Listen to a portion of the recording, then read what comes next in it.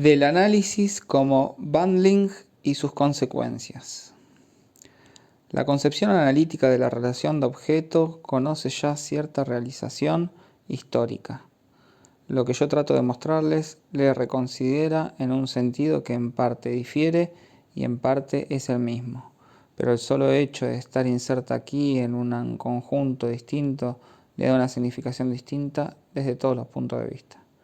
Al llegar a este punto, es conveniente puntuar bien la significación que adquiere la relación de objeto al situarla en el centro de la concepción del análisis, como hace el grupo formado por todos aquellos que se refieren a ella cada vez más.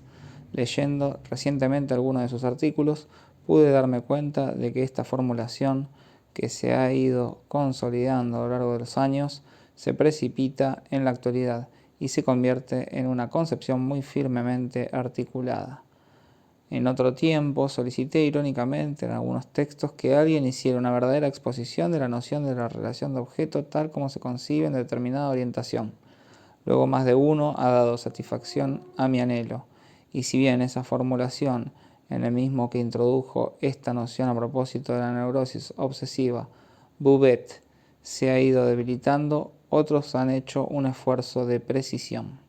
El artículo de los señor Pierre Marty y Michel Fine sobre la importancia del papel de la motricidad en la relación de objeto, aparecido en el número de enero-junio de 1955 de la Revue Françoise de Psychanalyse, nos proporciona un vivo ejemplo de la concepción dominante.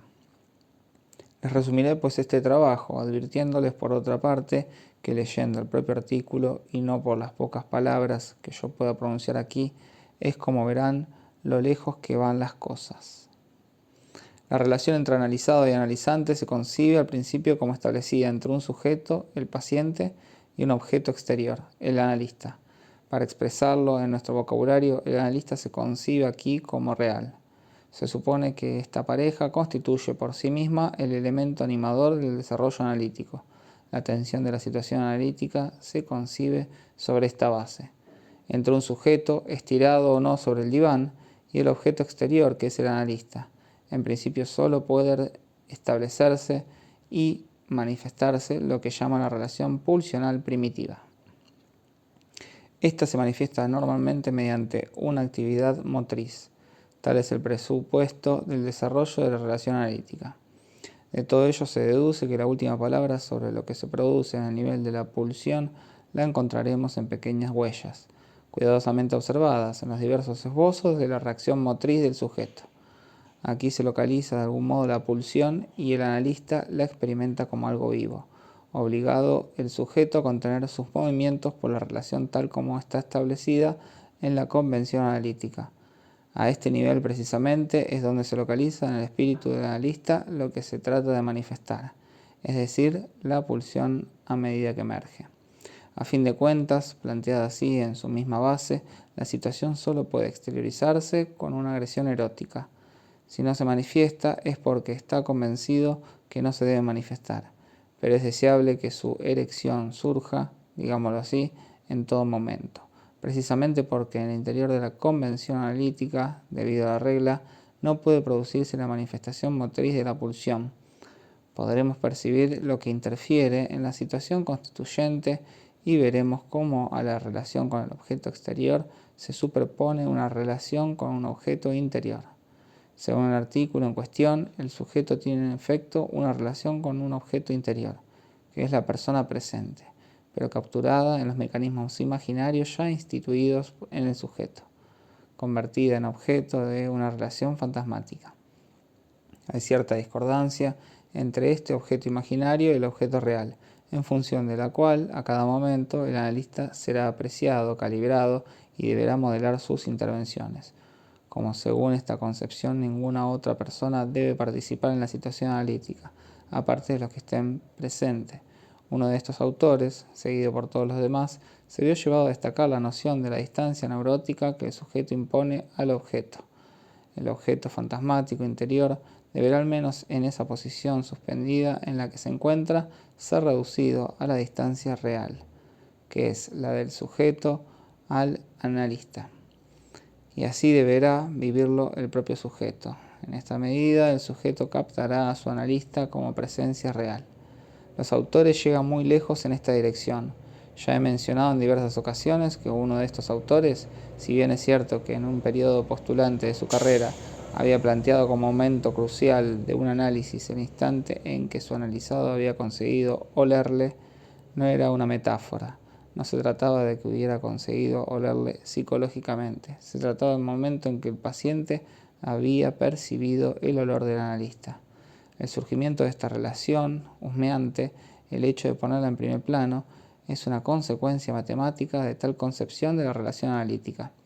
Si se concibe como una posición real, aunque contenida, en el interior de la cual debe realizarse poco a poco una distancia, que es la distancia activa y presente respecto del analista, indudablemente una de las formas más directas de la relación con el otro es esta aprehensión a distancia que permite el husmeo.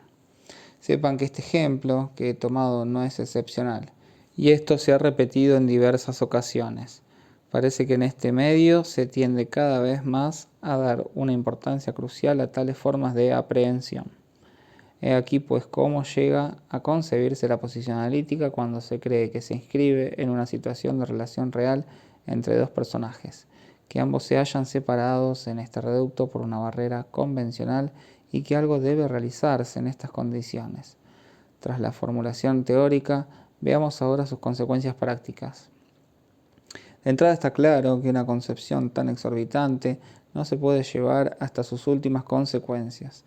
Por otra parte, si lo que yo les enseño es cierto, no porque el practicante comparta esa concepción, la situación en la que opera ha de convertirse realmente en lo estipulado por dicha concepción. No basta con concebirla así para que sea tal como se la concibe. Será mal dirigida por la forma de concebirla, pero en realidad seguirá siendo igualmente lo que trato de expresarles mediante el esquema que hace intervenir entrecruzándose a la relación simbólica y la relación imaginaria, de tal forma que una sirve de filtro a la otra. Esta situación no queda anulada por el hecho de desconocerla, y esto es suficiente para poner de manifiesto la insuficiencia de esa concepción.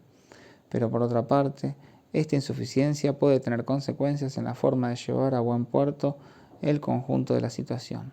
Así, la situación analítica es concebida como una situación real en la que se lleva a cabo una reducción de lo imaginario a lo real. En el marco de esta operación se desarrolla cierto número de fenómenos que permitirán situar las diferentes etapas en las que el sujeto sigue más o menos adherido fijado a la relación imaginaria. Se produce entonces lo que llaman la exhaustión de sus diversas posiciones, esencialmente imaginarias, y la relación progenital se convierte cada vez más en lo esencial de todo lo explorado en el análisis. Lo único que no elucida en absoluto tal concepción de la situación analítica, y no es poca cosa, porque ahí está todo, puede expresarse así: no sabe por qué se habla. Que no se sepa no significa que se pueda prescindir de ello. Nada nos dicen de la función del lenguaje y de la palabra, pero por otra parte saldrá a reducir el valor muy especial que se le da solo a la verbalización compulsiva, a gritos dirigidos al analista del tipo de «¿Y ahora por qué no me responde usted?». Esto lo encontrará en distintos autores, puntuado con la mayor precisión. Una verbalización solo tiene importancia para ellos si es impulsiva, es decir, una manifestación motriz. ¿A qué conduce la operación de ajuste de la distancia respecto del objeto interno a la que se somete toda la técnica? Nuestro esquema permite pensarlo. La línea A' se refiere a la relación imaginaria, que relaciona al sujeto más o menos discordante, descompuesto, a merced de la fragmentación, con esa imagen unificadora narcisista, que es la del otro con minúscula. En la línea SA, que no es tal línea, sino que conviene establecerla, se produce la relación del sujeto con el otro. El otro no es tan solo el otro que no está presente, sino literalmente el lugar de la palabra. Ahí está, ya estructurado en la relación hablante. Ese más allá, ese otro con mayúscula, más allá del otro que uno aprende imaginariamente, el otro supuesto que es propiamente el sujeto en quien la palabra de uno se constituye, pues no solo puede acogerla, percibirla, sino también responder. En esta línea se establece todo lo que corresponde a la transferencia, y lo imaginario juega precisamente un papel de filtro, incluso de obstáculo. Desde luego, en cada neurosis el sujeto ya tiene, por así decirlo, su propio reglaje.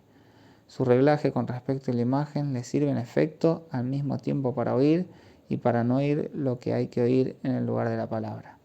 No vamos a decir más que esto. Si nuestro esfuerzo, nuestro interés se dirige solo a la relación imaginaria que está aquí en posición transversal con respecto al advenimiento de la palabra, si se desconoce todo de la relación entre la atención imaginaria y lo que debe realizarse, ver la luz de la relación simbólica inconsciente, y sin embargo ahí está potencialmente toda la doctrina analítica, si olvidamos que hay algo que debe permitir al sujeto su culminación, realizarse como historia y como confidencia, si olvidamos la articulación de la relación imaginaria con lo simbólico y la imposibilidad de advenimiento simbólico que es la neurosis, si no pensamos constantemente cada uno de ellos en función del otro, si solo nos interesamos en aquello que los defensores de esta concepción llaman la distancia con respecto al objeto, y para anularla, si acaso es posible, interesándose exclusivamente en ella, sepan tan solo que conocemos algunos de sus resultados. Sí, nos han llegado sujetos que habían pasado por este estilo de aprehensión, por esta prueba.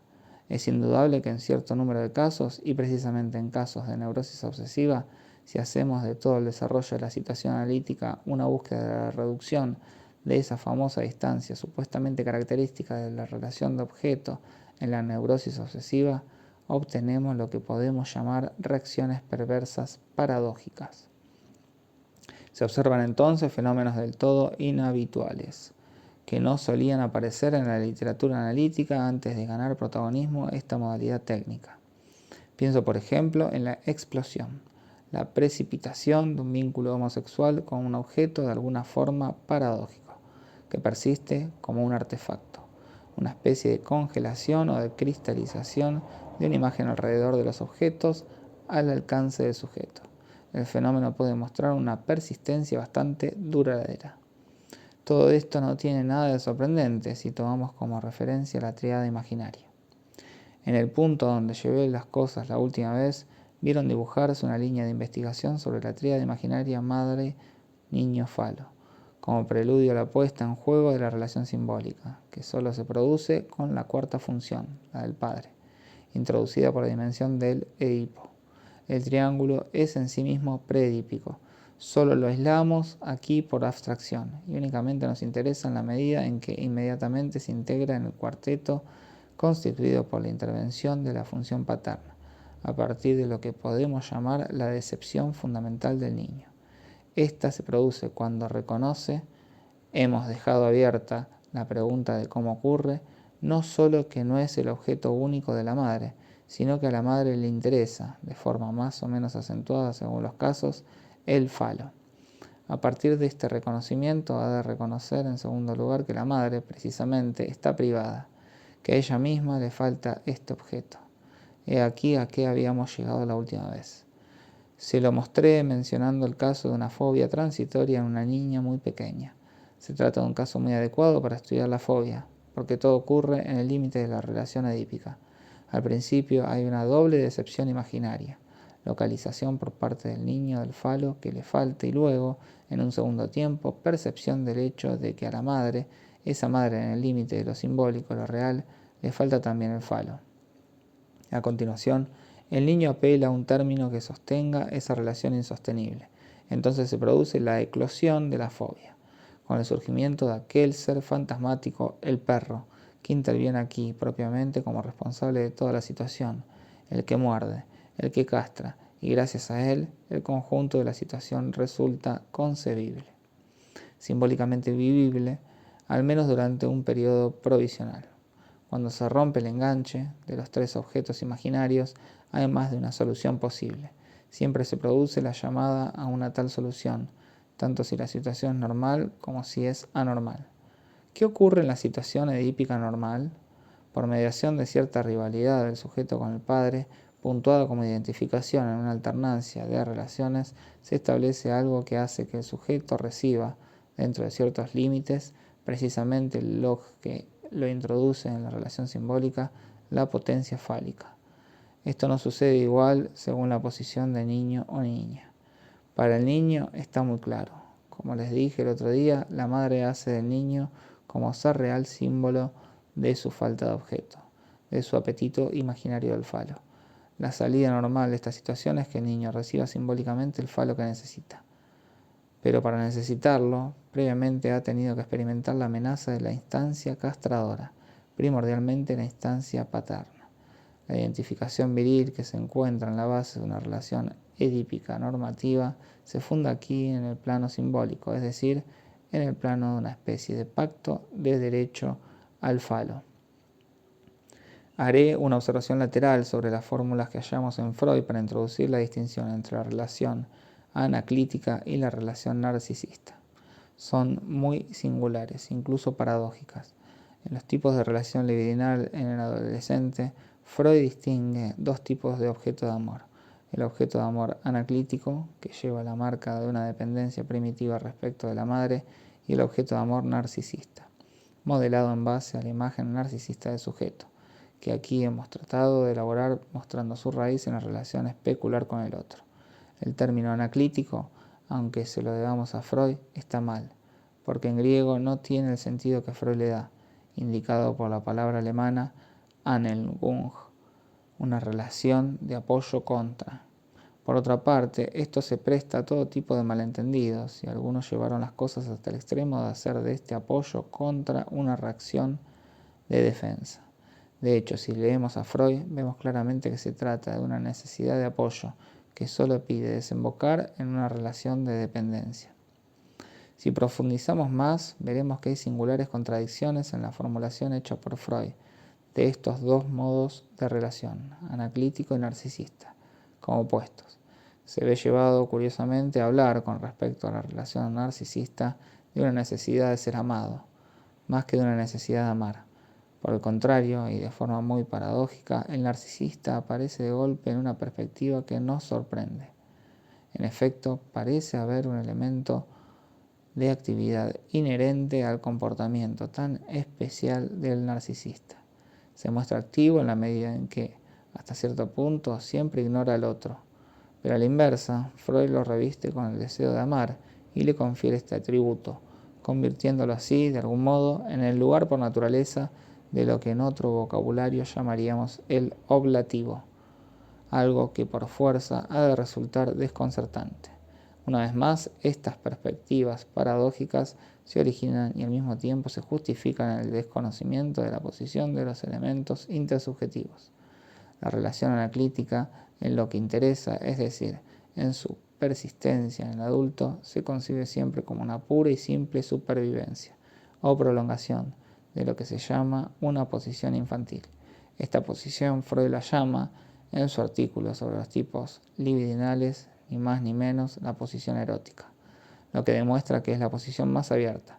Sería desconocer su esencia, no darse cuenta de lo siguiente: en la medida en que el sujeto masculino es investido con el falo en la relación simbólica, como algo que le pertenece y ejercita legítimamente, se convierte en portador del objeto del deseo para el objeto sucesor del objeto materno, o sea, la mujer, el objeto recobrado y marcado por la relación con la madre primitiva, que es en principio su objeto en la posición normal del Edipo, y esto lo expone Freud desde el origen de sus planteamientos.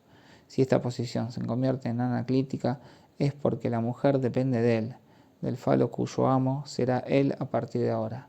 La relación de dependencia se establece por cuanto, identificándose con el otro, con el partener objetal, el sujeto sabe que le resulta indispensable que es él y solo él quien la satisface, porque en principio es el único depositario de ese objeto que es el objeto del deseo de la madre. En función de esta forma de culminar la posición edípica, el sujeto se encuentra en una posición que podemos calificar, de acuerdo con cierta perspectiva, como óptima respecto del objeto recobrado, sucesor del objeto materno primitivo para el que él se ha convertido en objeto indispensable, sabedor de que es indispensable.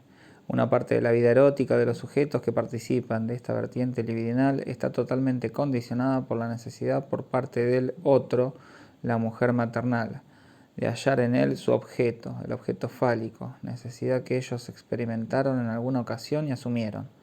Esto constituye la esencia de la relación anaclítica por oposición a la relación narcisista.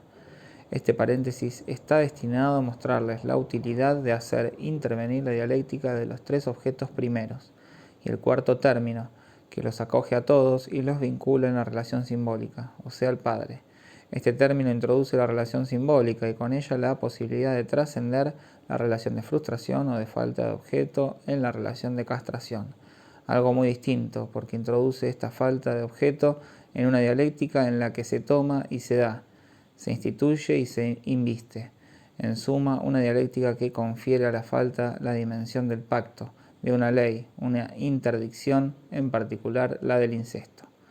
Volvamos a nuestro tema y preguntémonos qué ocurre así a falta de la relación simbólica. La relación imaginaria se convierte en regla y medida de la relación anaclítica.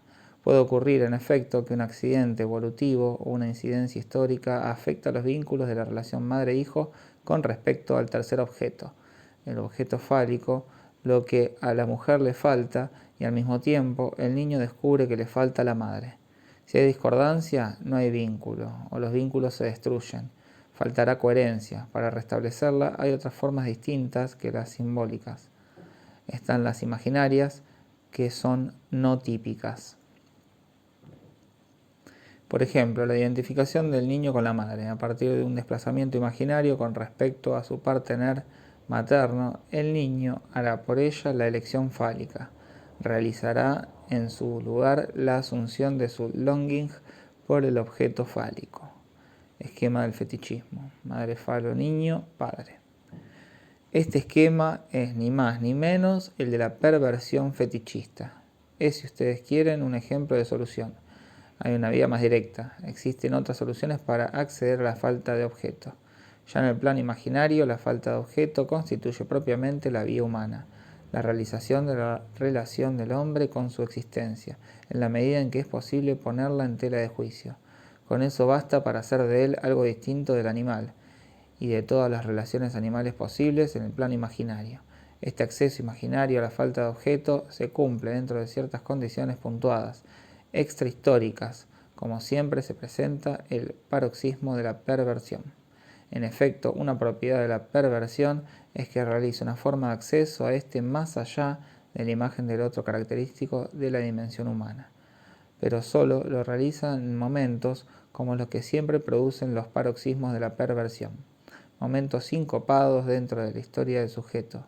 Se observa una convergencia o un crescendo hacia un momento en que puede calificarse muy significativamente de paso al acto. En el curso de este paso al acto, algo se realiza, algo que es fusión y acceso a ese más allá.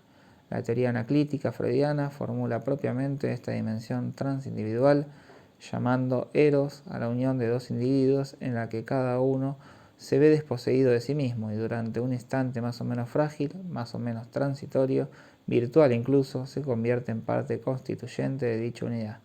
Tal unidad se realiza en ciertos momentos de la perversión, pero lo propio de la perversión es precisamente que la unidad nunca puede realizarse, salvo en momentos que no están simbólicamente ordenados.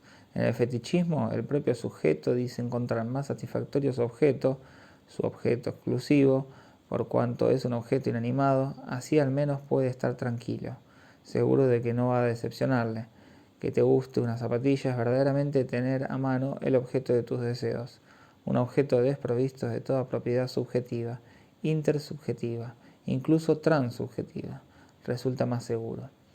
En lo que se refiere a realizar la condición de la falta propiamente dicha, la solución fetichista es indiscutiblemente una de las más concebibles y la hallamos realizada de forma efectiva, dado que es propio de las relaciones imaginarias ser siempre perfectamente recíprocas.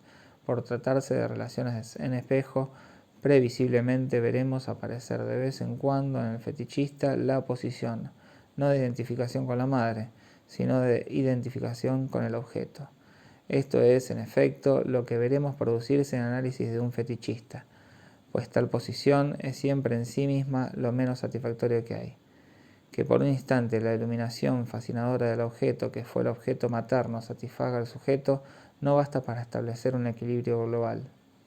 Y en efecto, si con lo que se identifica por un momento es con el objeto, perderá entonces, por así decirlo, su objeto primitivo, o sea, la madre, y se considerará como un objeto destructor para ella.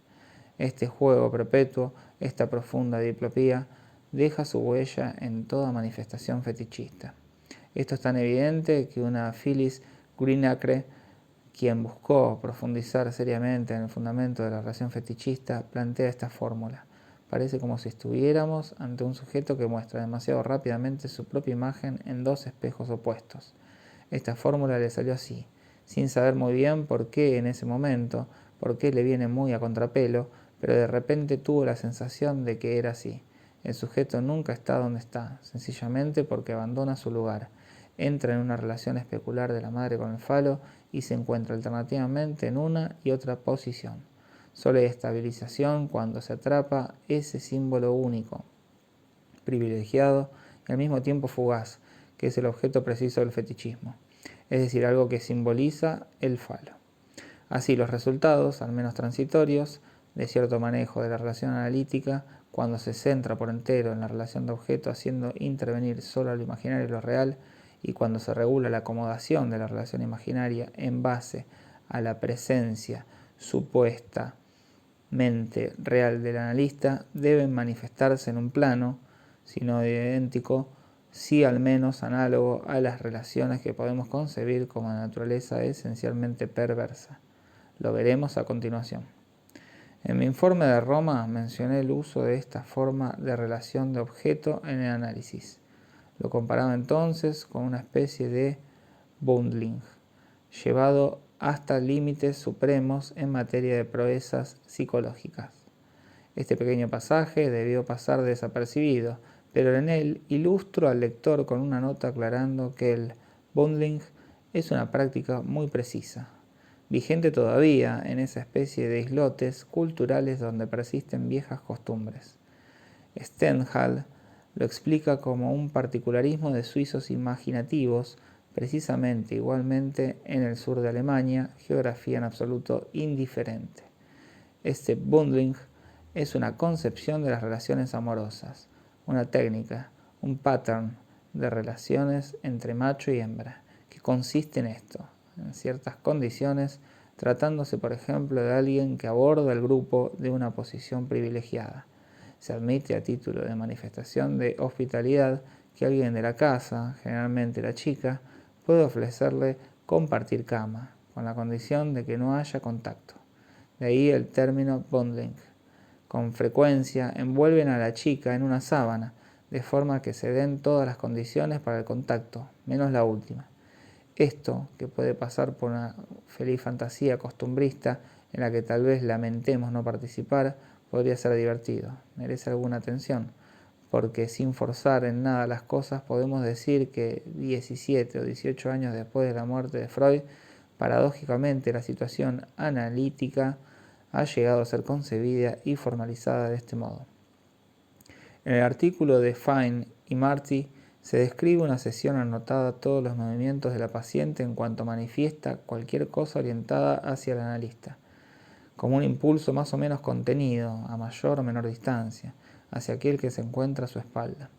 El texto es bastante chocante, y aunque apareció con posterioridad a que yo escribiera mi informe, demuestra que no me excedí al decir que la reconducción de la práctica del análisis en determinada concepción se hacía con este fin y con estas consecuencias psicológicas. Encontramos a menudo estas paradojas en los usos y costumbres de determinados islotes culturales, como por ejemplo aquella secta protestante de origen holandés que alguien estudió en profundidad, la secta de los Amish. Sin duda todo esto son hoy en día restos que no se entienden, pero los hallamos formulados en forma coordinada y deliberada en toda una tradición que podemos llamar religiosa o incluso simbólica. Todo lo que sabemos de la práctica del amor cortés y de la esfera en la que estaba inmerso en la Edad Media implica una elaboración técnica muy rigurosa del contacto amoroso, con largas permanencias conteniéndose ante el objeto amado, para alcanzar la realización de ese más allá buscado en el amor, más allá propiamente erótico. En cuanto obtenemos la clave de estas técnicas y estas tradiciones, encontramos otras de sus formas de emergencia, explícitamente formuladas, porque este orden de investigación en la realización amorosa se ha planteado en diversas ocasiones en la historia de la humanidad de forma del todo consciente. A lo que se apunta en este caso, y efectivamente se alcanza, es sin duda alguna un más allá del cortocircuito fisiológico, por decirlo así. Para alcanzarlo se hace un uso deliberado de la relación imaginaria propiamente dicha. Estas prácticas pueden antojársele perversas a un ingenuo. En realidad, no lo son más que cualquier otro reglamento del acercamiento amoroso en una esfera definida de las costumbres o, como suele decirse, los patterns. Merece la pena indicarlo como punto de referencia para saber dónde nos situamos. Tomemos ahora el caso desarrollado en ese pequeño boletín que mencionamos la última vez, que recoge las preguntas sinceras de miembros de determinado grupo sobre la relación de objeto. Ahí se encuentra, firmado por alguien que ha medrado en la comunidad analítica, la señora Ruth Lebovici, la observación de lo que ella llama, con razón, un sujeto fóbico. Este sujeto fóbico, cuya actividad se halla muy restringida, casi ha llegado a una completa inactividad. Su síntoma más manifiesto es el temor a ser demasiado grande y se presenta siempre en una actitud extremadamente encorvada. En sus relaciones con el medio profesional se le ha vuelto casi todo imposible. Lleva una vida muy restringida, cobijado en su medio familiar, aunque no le falta un amante, 15 años mayor que él, que le fue proporcionado por su madre. Así, cuando se encuentra en esta constelación familiar, la analista se hace con él y entonces empiezan a abordar el problema. El diagnóstico es fino, y que se trate de fobia no plantea dificultades, a pesar del hecho paradójico de que el objeto fobígeno no da a primera vista la impresión de ser exterior. Sin embargo lo es, porque en determinado momento vemos aparecer un sueño repetitivo, modelo de una ansiedad estereotipada. En este caso particular, el objeto solo se descubrirá en un segundo tiempo. Se trata de un objeto fóbico perfectamente reconocible, sustituto maravillosamente ilustrado de una imagen paterna completamente carente.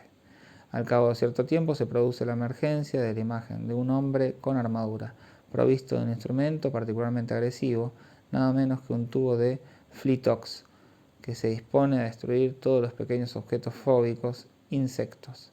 Se revela entonces que el sujeto tiene miedo de ser acorralado y asfixiado en la oscuridad por ese hombre de la armadura, temor que nos resulta banal en el equilibrio general de esta estructura fóbica. La analista que se ocupa de este sujeto publica la observación con el título Perversión sexual transitoria durante un tratamiento psicoanalítico. Así que no es forzar las cosas, por mi parte, introducir la cuestión de la reacción perversa, porque en ello reside, según la propia autora, el interés de la observación. Decir que la autora no está nada tranquila es poco. Se da perfecta cuenta de que la reacción que llama perversa es una etiqueta. Apareció en circunstancias muy precisas, en las cuales ella tuvo su parte. Su propia pregunta, referida a ese momento, demuestra su conciencia de que el problema está ahí. ¿Qué ocurrió? Cuando por fin vio aparecer el objeto fóbico, lo interpretó diciendo que se trataba de la madre fálica. ¿Por qué la madre fálica si se trata en realidad de un hombre con armadura, con todo su carácter heráldico? Durante toda esta observación, las preguntas que se plantea la autora se consignan con una fidelidad a modo de ver indiscutible y las destaca bastante bien en todos los casos. La autora se pregunta en particular por lo siguiente: ¿acaso la interpretación que hice no era la correcta? Esto demuestra que sabe dónde está el problema. En efecto, inmediatamente después apareció una reacción perversa y enseguida entramos en un periodo de nada menos que 3 años, a lo largo del cual el sujeto desarrolló, primero por etapas, un fantasma perverso consistente en imaginarse observado en la actitud de orinar por una mujer que, muy excitada, le solicitaba mantener relaciones amorosas. Luego hubo una inversión de esta posición y el sujeto, unas veces masturbándose, otras veces sin hacerlo, observaba a una mujer orinando. Finalmente, en una tercera etapa, se produjo la realización efectiva de esta posición. El sujeto encontró en un cine un pequeño local provisto providencialmente de unos ventanucos que efectivamente le permitían observar a las mujeres en el WC contiguo mientras él permanecía en su cuchitril, regocijándose o masturbándose. La propia autora se pregunta por el valor determinante de su forma de interpretación en cuanto a la precipitación de algo que, en principio, parecía la cristalización fantasmática de un elemento sin lugar a dudas ya presente en el sujeto, pero no la madre fálica, sino la madre en su relación con el falo. Pero la clave de la idea de que hay una madre fálica nos da la autora cuando se pregunta en general por la conducción de la cura y observa que a fin de cuentas ella misma había adoptado un tono de interdicción mucho mayor que el de la misma madre del paciente. Todo indica que la entidad de la madre fálica surge por lo que la autora llama sus propias posiciones contratransferenciales. Si seguimos de cerca el análisis, no cabe la menor duda. A medida que se desarrolla la relación imaginaria, no sin la ayuda de ese paso en falso analítico, veamos ¿qué ocurre del lado del analista? Primero, el sujeto cuenta un sueño.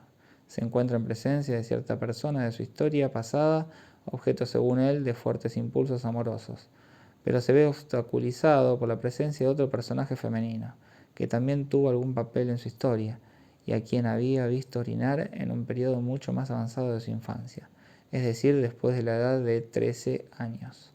El analista interviene de este modo. Sin duda prefiere interesarse por una mujer mirándola mientras orina, en vez de esforzarse yendo al asalto de otra mujer que puede gustarle, pero está casada. Desde luego, la interpretación es un poco forzada, porque el personaje masculino aparece tan solo indicando en las asociaciones, pero el analista cree reintroducir así la verdad. Me refiero al complejo de Edipo. Hay que reconocer que hacer intervenir al marido de la madre para reintroducir el complejo de Edipo tiene todo el carácter de una provocación, sobre todo teniendo en cuenta que este sujeto le había sido remitido al analista por su propio marido. En este momento, precisamente, se produce el viraje, la progresiva inversión del fantasma de observación, del sentido ser observado al sentido observar uno mismo. En segundo lugar, por si esto fuera poco, cuando el sujeto solicita disminuir el ritmo de las sesiones, el analista le responde: está usted manifestando sus posiciones pasivas, porque sabe muy bien que de todas formas no va a conseguirlo. En este momento el fantasma se cristaliza por completo, lo que demuestra que hay algo más. El sujeto, que comprende algunas cosas de sus relaciones, caracterizadas por la imposibilidad de alcanzar el objeto femenino, acaba desarrollando sus fantasmas en el interior mismo del tratamiento y, por ejemplo, comunica su temor a orinarse en el diván. Empieza a tener relaciones que ponen de manifiesto cierta reducción de la distancia respecto del objeto real, como espiar las piernas del analista, cosa que ella refiere con cierta satisfacción. En efecto, ahí hay algo que se encuentra al borde de la situación real, como si asistiéramos a la constitución de la madre, no fálica, sino afálica. En efecto, el principio de la institución de la posición fetichista es precisamente que el sujeto se detiene en cierto punto de su investigación y su observación de la mujer, de si tiene o no tiene el órgano en cuestión. Esta posición lleva al sujeto poco a poco a decirse: Dios mío, la única solución sería acostarme con mi analista. Lo dice, el analista que empieza a encontrar todo esto enervante le hace esta observación. Así que ahora se entretiene atemorizándome con algo que, como usted sabe muy bien, no ocurrirá nunca. Y luego se pregunta angustiada: ¿hice bien en decirlo? Cualquiera puede preguntarse por el grado de dominio que supone una intervención así. Esta forma algo brutal de recordarle las convenciones propias de la situación está totalmente de acuerdo con la noción de la posición analítica como real. Precisamente tras esta intervención que pone las cosas en su sitio, el sujeto pasa definitivamente al acto y encuentra en lo real el lugar perfecto, el lugar escogido, o sea, como dice él mismo, la disposición del pequeño meadero de los Campos Elíseos. Esta vez se encuentra realmente a la distancia correcta del objeto, separado por un muro, objeto que podrá observar cumplidamente, no como madre fálica, sino como madre afálica. Durante cierto tiempo dejará toda su vida erótica pendiente de eso, encontrando en ello tal satisfacción, que declara haber vivido como un autómata hasta ese descubrimiento, pero que ahora todo ha cambiado. Hasta ahí llegan las cosas. Al resumirles esta observación, tan solo he querido hacerles ver que la noción de distancia respecto del objeto analista como objeto real, noción declarada de referencia, puede llegar a tener efectos, y a fin de cuentas tal vez no son los efectos más deseables. No les diré cómo acaba el tratamiento, habría que examinarlo minuciosamente, tan rico de enseñanzas en cada detalle. En la última sesión se elude, y por otra parte el sujeto se hace operar de alguna variz. Todo está ahí, la tímida tentativa de acceso a la castración y cierta libertad que de ello puede resultar. Después se juzga que es suficiente. El sujeto vuelve con su amante, la misma del principio, 15 años mayor que él, y como ya no vuelve a mencionar su talla, se le considera curado de su fobia. Por desgracia, solo piensa en una cosa, en la talla de sus zapatos. Tan pronto son demasiado grandes y entonces pierde el equilibrio, como son demasiado pequeños y entonces le aprietan, de forma que el viraje, la transformación de la fobia, se ha completado. Después de todo, ¿por qué no considerar esto como el final de un trabajo analítico? Seguramente desde el punto de vista experimental no carece de interés. La pretendida buena distancia respecto del objeto real, aquí hay un guiño de reconocimiento entre iniciados, se considera obtenida y alcanza su cumbre cuando el sujeto percibe olor a orina en presencia de su analista.